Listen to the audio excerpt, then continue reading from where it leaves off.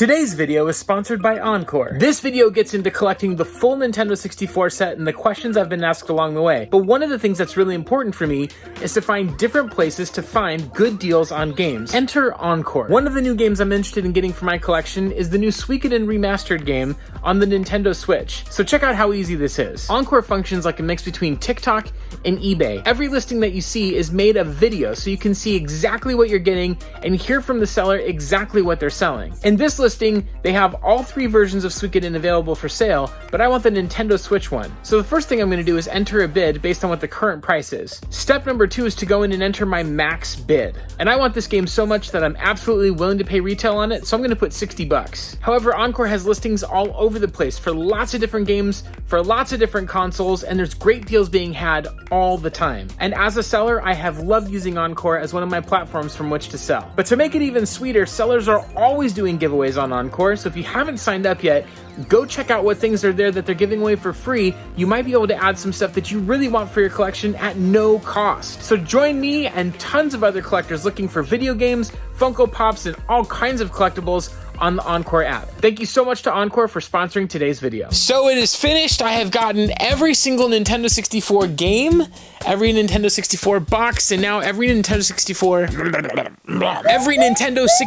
manual. They are complete right here on the shelf behind me. And I've gotten a lot of questions along the way. And today's video is going to answer a lot of those questions, because you may be wanting to go for a full set and you may be thinking, should I? How much did this cost you? If you want to see the whole journey, go to the channel. There's a playlist called Finish the Hunt that goes through all of it with a lot of video essays. And then also questions like, what are you going to do next now that this is over? Where does the channel go? I have answers to all of those questions. One of the questions that I got a lot, though, was how much did it cost you to buy all of this? I have a weird answer for this. A lot of these game boxes are from like my original collection in the 90s when I bought the games and I kept the boxes. Here's a great example. This copy of Turok Rage Wars is from, I remember going to some store and buying it, and on the back, I left it in a box at my parents' house, and I think like a little rat or something might have chewed through that little hole. I don't ever want to get rid of this. I have a sealed Toy Story 2 right here. This is a perfectly gradable copy, actually, but I got this for $29.99 at Games for Less in Fullerton or Santa Ana. I don't remember which location. Also got games like, where is it? Ready to Rumble Boxing. That still has the Games for Less sticker on it. I never opened it because I played on the Dreamcast because it's the better playing version. We still got the barcode there. You still got the price tag on it. When I look at this wall of games, one of the coolest things, and in taking so long to get all of it, is I remember a lot of the places that I got these games and I got these boxes. Looking at this wall is a bit of a time capsule, and I love that. And anytime people see this wall, there's usually a mixture of horror and surprise. Are you kidding? Why did you do this? But also like, man, that's really cool. I bought this at a local game store that's no longer in business for like $5. Target had great bargain bins at the time. They still do. And they would often, after a couple of weeks out on the shelf, put games like this that didn't sell a ton out in the $20 pile. If they reviewed well, like Wipeout 64 did, I'd grab them, and I was super stoked to add the game to my collection. I didn't pay retail on all these, but I certainly paid over retail on a few things. I couldn't tell you the number that I spent. Ultimately, this was a hobbyist journey that took 30 years to complete. I remember my college dorm room, I had friends come over and I had like 12 boxes stored next to my, theology books or whatever. And people would be like, why do you have Nintendo 64 game boxes in your dorm room? Because it's awesome. And you're wrong if you'd see it differently. It was a very complicated time. Once I got really seriously into collecting, I really would do the buy to resell to put money back into the collection and then put a little bit into my pocket. The biggest cost truly is the time. It's not just the financial resources, it's the time resources. And there's a question of like, how that time got unbalanced for me or didn't get unbalanced for me. I go to the swap meets, especially these days, if I'm lucky once a month. It would be disruptive in other ways. Hey, we're going somewhere. Let me run into this thrift store really quick. Let me stop over at this game store. That's not always time well spent. I think if I were to just buy all of this today, if someone said, I'll sell you the retail set of N64 complete in box games in exactly this condition for whatever price it goes for, and you got to pay it over 30 years in monthly installments, that probably would have been cheaper. But I don't regret it. I think it was a lot of fun. It's also good to have fun with your life too. If you're fortunate enough to have the means to do this, I know not everyone is, and so I don't boast about this, then that's great. And that's what happened. Next question. What is the most money I spent on an N64 game? Complicated answer here too. During this journey, the most I ever spent on a single N64 item was the manual. That was a couple grand. Before that, it was some of the games that you maybe wouldn't expect. Right when the pandemic hit, I was like, I gotta get the big hitters that I haven't gotten yet. And those games were Super Bowling and Stunt Racer 64. I spent a ton on learn how to talk. I spent a bunch on Stunt Racer 64. But I already had the cartridge, and so I ended up being able to resell the cartridge and get the box for a few $100s, and the manual too. Still a lot of money, but I would say that the one I probably spent the most on was the complete in box of Super Bowling. I got it right when the pandemic started, and I probably spent, I don't know, let's say like $800 on it complete in box. That's a lot of money, but if I sold this today, it would be money well spent if I could find a buyer. Other expensive items that I'm fortunate that I got before the prices spiked, like Harvest Moon 64 in a trade from my dear friend Punky before he had his store. I got Goemon's Great Adventure at SoCal Retro Gaming Expo, probably, gosh, I want to say like 2018 for like $100 complete in box, or maybe 150 or something like that. Snowboard Kids 2, I think I bought complete in box for 80 or no, it was like $120 or something like that. Obviously it's very expensive, but when you adjust for inflation and you think that Doom 64 when it came out was $75, I think, brand new, that's roughly how much I was spending on this stuff. Before we move on to the next few questions, including questions like, am I planning to sell the set? What advice would I give to someone who wants to collect a full set, etc., etc.? I want to ask you to like this video and please subscribe, because we're at 31,000 subscribers right now and we're hoping to get to 50,000 by next week. Which was the hardest game to find? I would say even harder to find than Clay Fighter Sculptor's Cut, either the cartridge, box, or manual. I usually see those at game shows and expos, or I hear rumors, or a friend who's a collector will say like, hey, I'm selling my copy of it. I hear that pretty regularly. Super Bowling is one though that I almost never see at conventions and expos. I think Pac-Man Case is still looking for this game. The box as well is incredibly hard to find. I think it's the hardest thing to find in the set. The other ones that are hard to find, I would say, are probably Rat Attack. This is not a popular game. It's not a very good game, but it is still a game in the N64 library, and I ended up paying up on this one. The other one that I've only seen, I think, one other time, at least in box, I see the cartridge every once in a while, is this one, a kind of a crazy platformer here from Sucker Punch. I got this box for $35, this box and manual, I believe, at a game store, at Games for Less. I almost never see this box or this manual, and rarely see the cartridge. Did they go on to do Sly Cooper? Correct me in the comments. I think it's Sly Cooper. A lot of people, when they do hidden gem lists, they always list this game. But I'll say the surprisingly most difficult one to find, at least for box and manual, is one that you might not expect, and it's a sports game. NBA In the Zone 2000. This is the most challenging game box to find, I think, in the N64 library, outside of some of those other ones. I saw it once at SoCal Gaming Expo last year from Retro Gorilla. They had it out at a really reasonable price. The game cartridge you can find, but it's usually, I think last I checked it was like 20 or 30 bucks or something. But the box itself can go for like a few $100s if you're just wanting to get it at retail. However, the buyer pool for this game is incredibly small. Most people aren't trying to get NBA In the Zone 2000 in the box. People who are buying sports games aren't usually collecting. Other difficult ones would be NFL Blitz Special Edition. Mine is sealed. I got it at Retro City Fest, I think it was called, probably 2017, 2018. Someone had a stack of these. They had like 10 or 15 of them at $100 each. The seal's broken in places. It's not something I would ever grade, which I'll get to that question later. Oh, Chameleon Twist 2 is a hard one to find. Let's go through the next question. Have you played every game in your Nintendo 64 game collection? Almost. I counted it today. and I think it was around 35 or so games I haven't played. That's not how many have I beat. I genuinely get enjoyment out of grabbing a random N64 game and playing it, not because of the quality of the console. I will be the first to admit that the console is fairly mid. I would describe the Nintendo 64 as the awkward teenager, not quite an adult yet, but also not a kid either. It's in this transition phase. It's the introduction of 3D. There's a lot of frame rate issues. There's a lot of fog. The textures are really muddy. I still just think it's an awesome console because I had so much fun playing it with my friends when I had a lot more time to play video games. What was my question again? Oh, have I played every game? There's 1, 2, 3, 4, 5 versions of Madden on the console, and I think I've played like one of them or maybe 2 of them. There's also other sports games series like the NBA In the Zone series. By the way, NHL 99 on N64, that's a good hang. Except for the announcer gets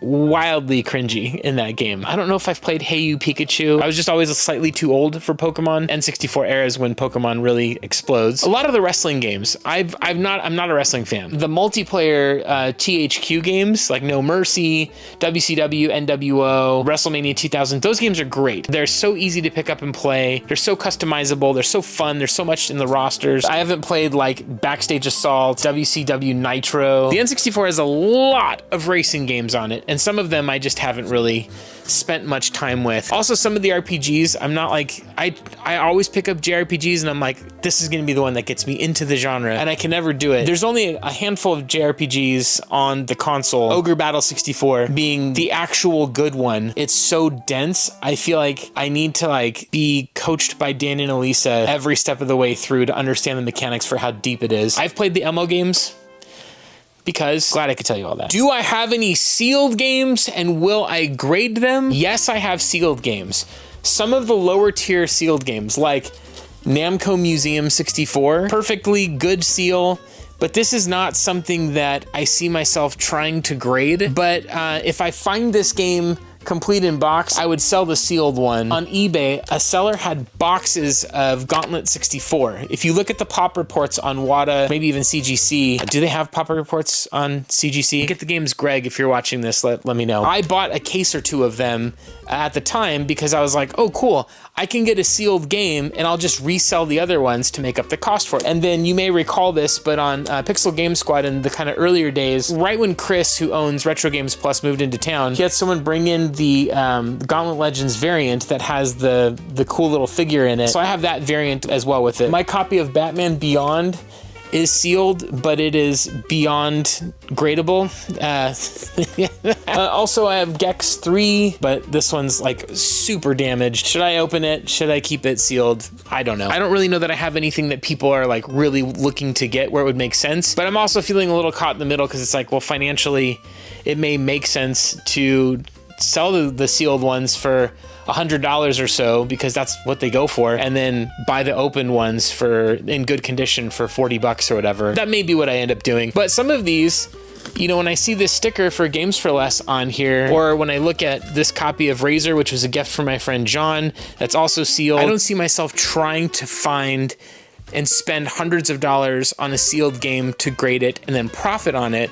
But for stuff that's already sitting in my collection that I've had for years, or that I've come across and it just happened to be sealed, I don't know. And if you want to grade games, go for it. Like, I think it's great, but it's just not, I'm not the guy. I like to open the boxes. I like to look at the manuals. I like to look at the games. Mort, will you go for another full set? I thought, because I just enjoy the hunting so much, of maybe going for another full set, but this is just a lot of space to take up. The only other full set I thought of getting was for the Sega Dreamcast. I thought maybe it could be fun to try and get the full set, and yet at the same time, I think for the Dreamcast and for any other sets, I just don't know that it's worth my time. There are games in here that I have minimal to no interest in playing. For the N64, it's weird. I could literally play almost any of these games, but if I were to go for another full set, it would be to feed the collector hunter part of all of this, not the part of me that enjoys playing the games.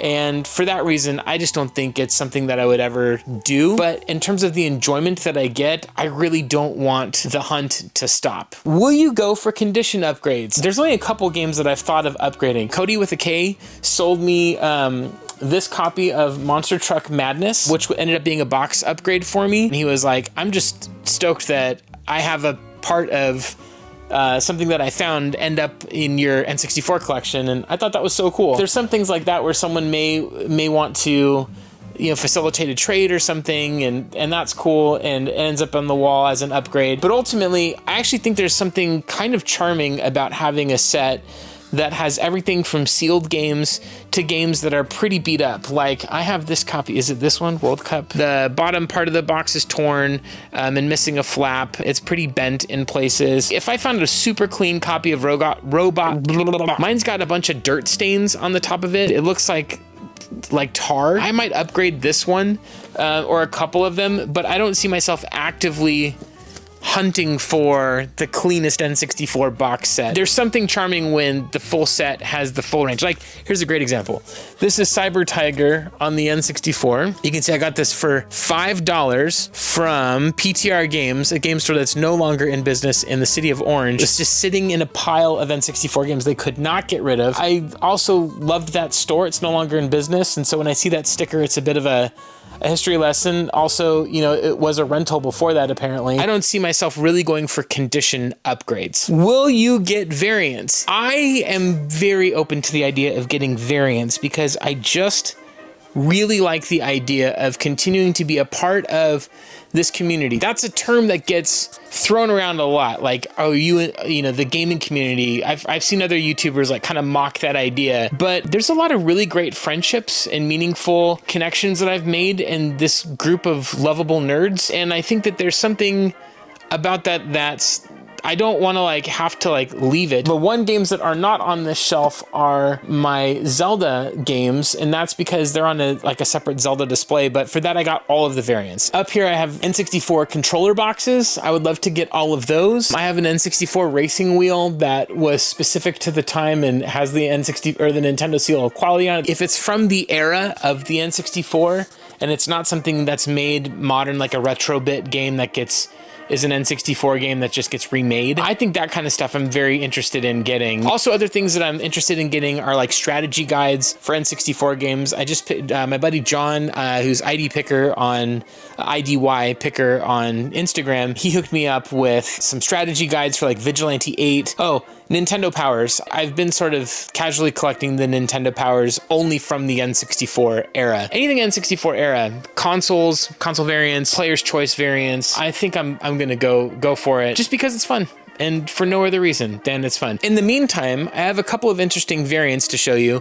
One was the Gauntlet N64 Legends variant. The other one is International Superstar Soccer 2000. They look the same, but one is Spanish and one is English on the back, and they're both NTSC. Oh, the Toy Story 2 variants. I also have one you can see has the movie ticket for Toy Story 2 inside, and it's got the artwork on the front of it. Some of the variants that I would love to get, but it would just have to be because I found them for really cheap, would be like the Tarzan big box version, but that goes for a couple grand. And then Rampage, and it came with one of 3 stuffed animal variants of the main characters in it. Oh, how about this one? Rayman 2 has a variant. The top one is shiny, and it's also like protruding off the edge of the box. I think that's all I'm gonna say about that.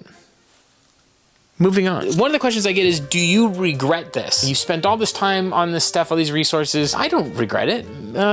Why? Why would you? I'm having fun. The world of retro games, like any hobby, has pluses and minuses. And if you just bash on the negatives, you miss out on a lot of really great positives. There's a lot of really fun things about the retro video game community. There's conventions now in practically every state every month. If you're near one, you should go. In fact, I'll be at SoCal Gaming Expo. I'll be at Game On Expo, and I just got an invite for another expo, which I'll wait until they publicly announce that. Go, hang out, talk to people, make friends. Where else do you get to go in your life where when you explain something about this weird world from your childhood and other people don't just go like, okay, yeah, that's cool. I mean, good for you. But they're like, oh my gosh, me too. I think that's awesome. I just really enjoy this. I love seeing people's hidden gem lists. I love seeing people's gameplay retrospectives and histories of this stuff. For that reason, you know, I don't regret it. Like with anything, you know, people can find their community somewhere and not have boundaries around how much time they spend in it, but that's not exclusive to gaming. I see this with my musician friends,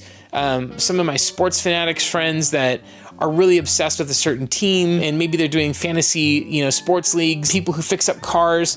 Having a hobby is great, especially if it, you know, helps decrease some stress and connects you to other people. It's the surface level thing, but the stuff behind it, I think, is the really fun stuff. And I would just say that I feel blessed that I've gotten to meet so many of you. And that's because I just decided to start talking about this and listen to you when you talk about what you enjoy. And for that, I'm exceedingly grateful. So I don't regret it at all. Maybe sometimes I spend a little too much time, but I don't think that's because it's video games. What advice would you give to someone who is thinking about a similar goal, or you're thinking, should I go for a complete set of something? I could not tell you how to live your life and how to spend your money. That's a completely personal decision.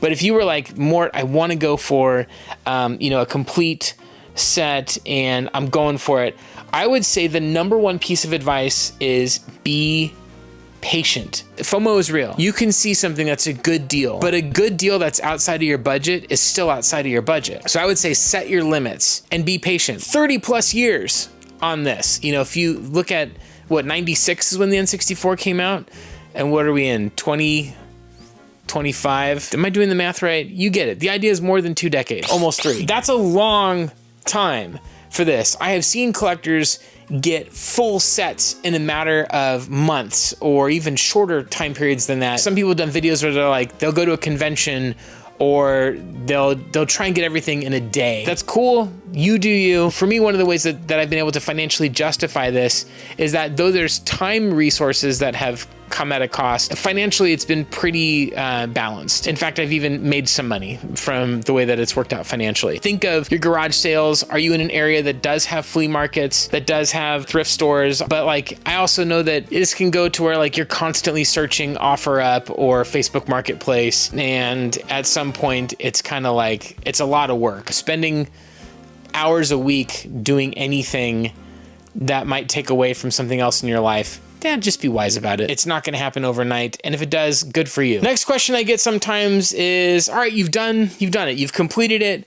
Would you do it again? If I had to start over today, I don't know that I would. Maybe that I might get the carts, but for the boxes, I might just get the ones that stood out the most to me, which is not the same thing as saying I regret doing this. It's just that finding Nintendo 64 games in 2025 is so different than finding Nintendo 64 games in the early 2000s when they were $5 complete in box. Please take these. No one wants them. Those days are when I was, you know, fortunate to be collecting all this stuff, as opposed to if I were to start today and the median price for a Nintendo 64 game complete in box is, you know, $50, $100. That adds up really fast, and I'm not in a place financially where I would want to work that hard to get the full set. But if I had another 30 years to collect, if I was starting from zero, I might just go for like the few games complete in box that meant the most to me. You know, all-time classic. The other big question,